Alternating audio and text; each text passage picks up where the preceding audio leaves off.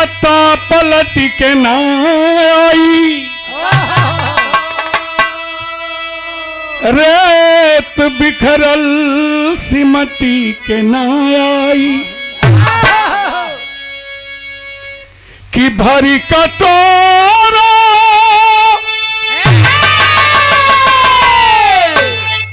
भरी कटोरा अब कतनो बोलई बे मास्टर, अरे उ सुगना उड़ल त फिर लवटी के ना,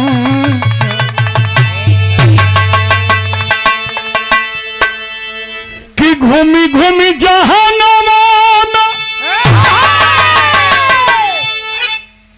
निर्गुण सुनीला सभे तनी है एक लाइन खाली सुना, कि घूमी घूमी जहानमा और सबका सब पूछली,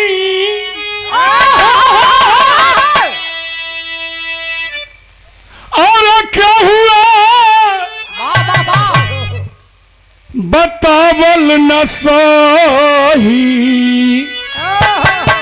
ए धरतिया पर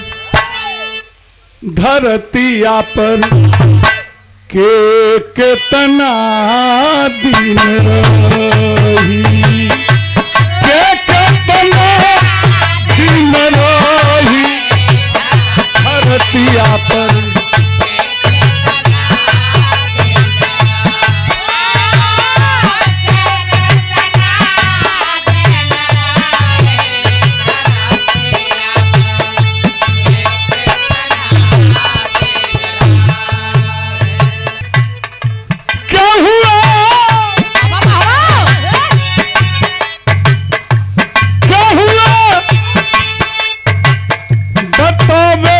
सही धरतिया पर केतना दिन रही,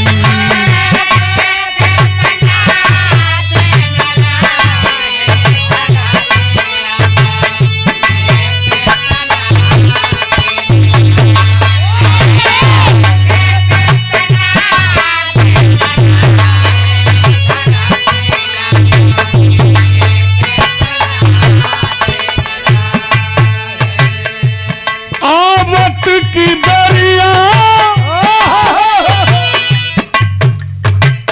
सब कोई जानल,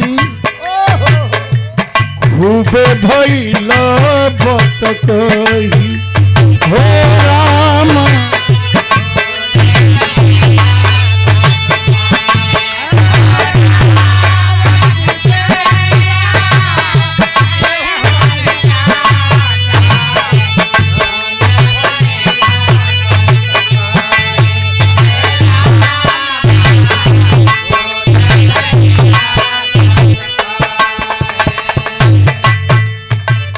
जाए की दरिया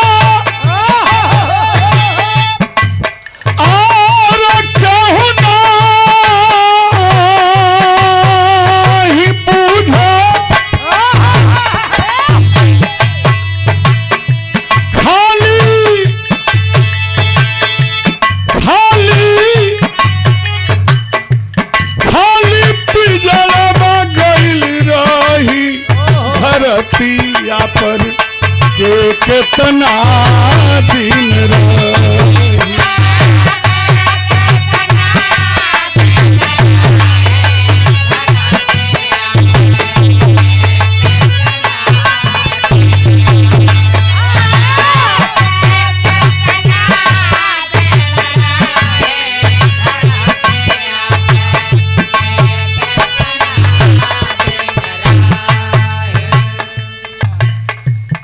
नमस्ते प्रणाम बा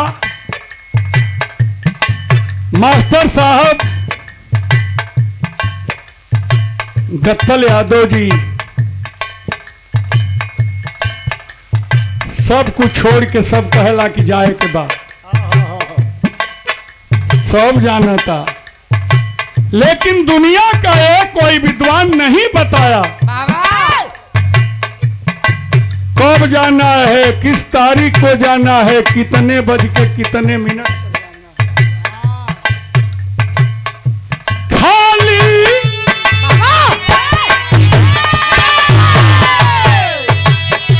खाली खाली पिजड़वा गइल रही धरतिया पर के केतना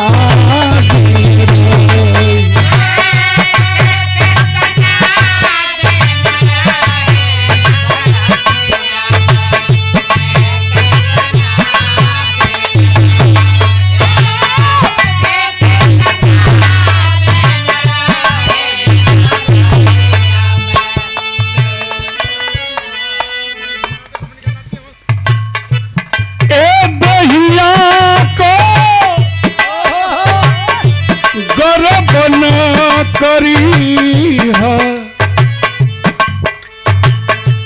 एक दिन धारण बोई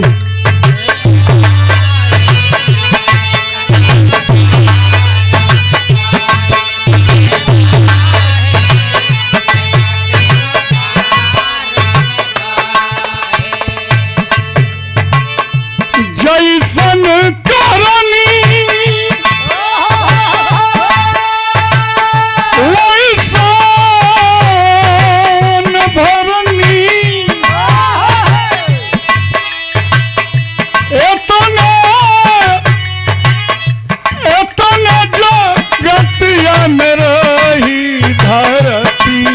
पर कितना दिन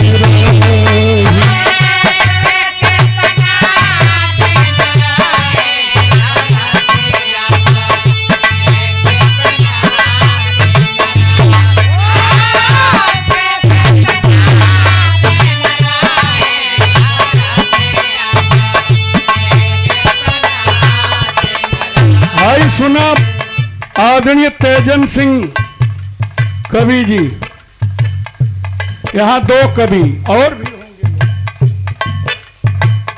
इस गीत को लिखने वाले रेंजर थे वन विभाग में, जिनके लड़के MBBS MD के बाद होता है MCH।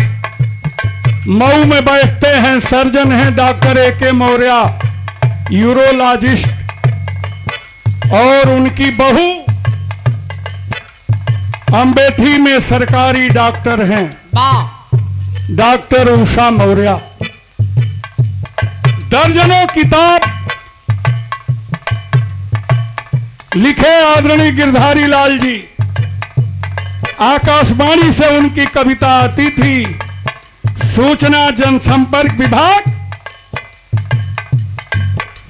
उनकी 24 गीतें प्रदेश के सारे कलाकारों से गवाया, और धरती पुत्र पूर्व मुख्यमंत्री माननीय मुलायम सिंह यादव जी ने शंकर यादव एक गीत गा दिया उनकी लिखी हुई, तो 51,000 रुपया दे करके सम्मानित किए। मैं कवि जी के चरणों में प्रणाम। खुशी हो रही है कि हमारे आदरणीय राम सोच जी भी किताबें लिखे हैं। यह होती है कवि लोगों में ताकत, शक्ति। और हमारे सामने गिरधारी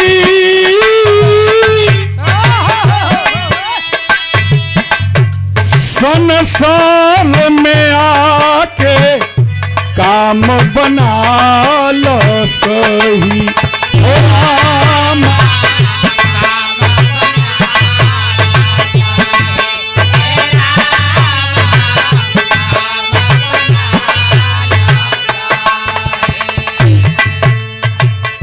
काम आई जान किसा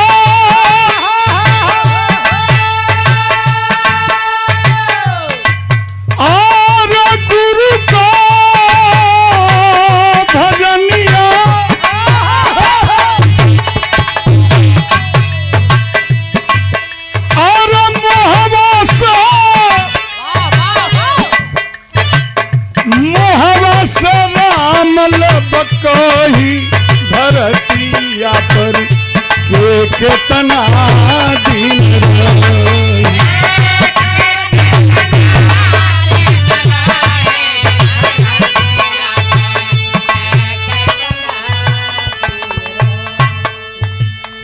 और केहू ज्ञानी बतावेला न सही धरतिया पर के केतना दिन रही, के केतना दिन रही धरतिया पर के केतना दिन रही, के केतना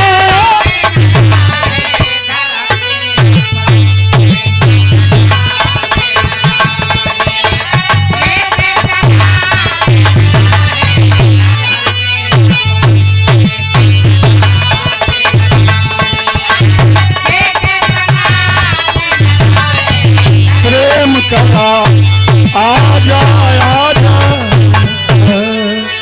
बहुत बहुत नमस्कार। बहुत